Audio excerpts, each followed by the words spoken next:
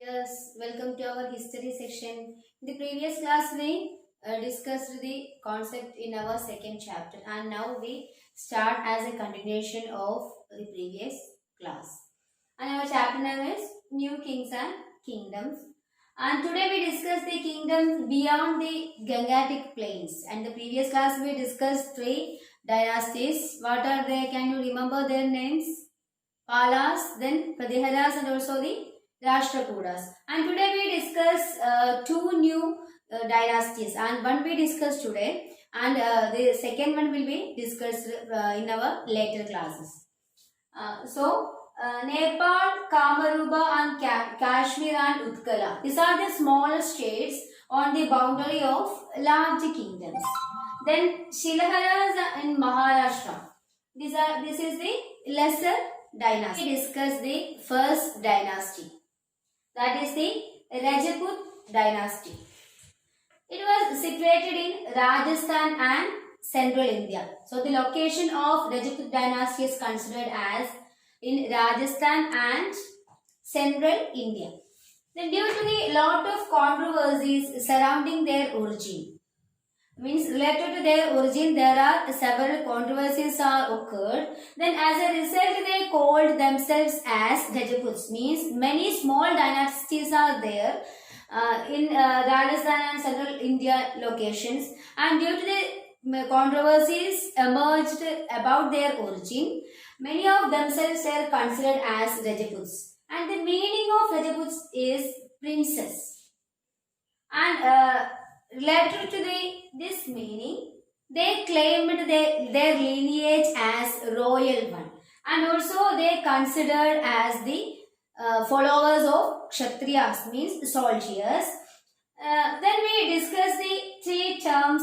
These are related to the lineages that is linked by the Rajputs. One of them, they are Suryavamshi, means solar family. Then Chandravanshi means lunar family. Then finally Agnikula, that is the successors of fire family. These are the three categories in which they try to link their royal lineage. Anyway, from the beginning of 19th century, starting of 19th century, these Rajput dynasties were trying to dominate the northern parts of India. Then they kept a complete control of India for long times. Means India is considered under the control of Rajputs for long times, and by maintaining and through this control, they try to maintain the independence of Rajasthan and also the forests of central India, because these are the main locations of the Rajputs dynasty. Later, Sultan Alauddin Khilji took over two Rajput forts, namely Chittor and Ranthambore. And this is the ends, or this is the Rajput dynasty and their invasion. And later, when they continue to conquer many areas of our country, by Sultan Alauddin Khilji, he took over two Rajput forts, namely Chittor and Ranthambore.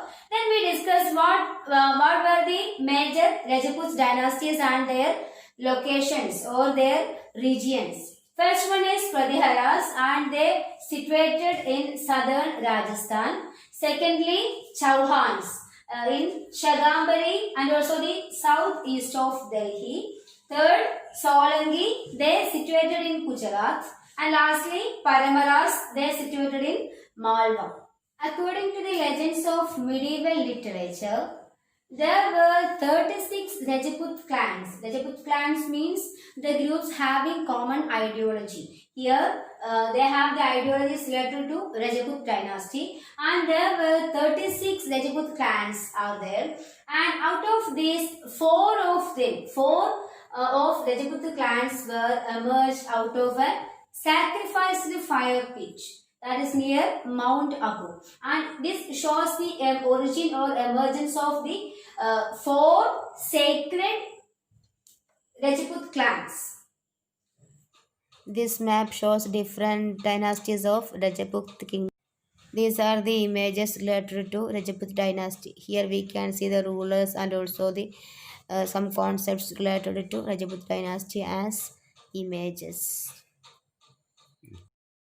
Then we enter to next topic, that is Turkish invasion, and in the next dynasty means Chola dynasty we will discuss in our next class. So we discuss the next topic, that is Turkish invasion or Turkish capturing, and here we mention one dynasty, that is Ghaznavids dynasty, and we mention an important name, Mahmud Ghazni was the powerful leader in this dynasty.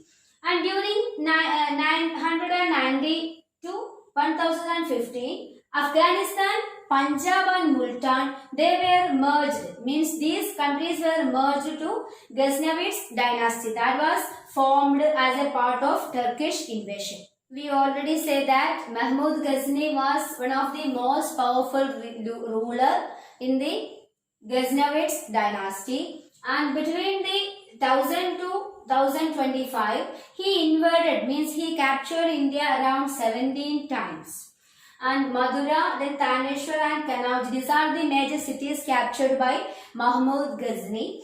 Then he looted, means he trying to stall the beauty of Ghazni. Booty of Ghazni, not beauty. Booty of Ghazni from Somanath temple in Gujarat. Booty means these are the valuable things that are seized during the time of war, and that was kept in a secret place.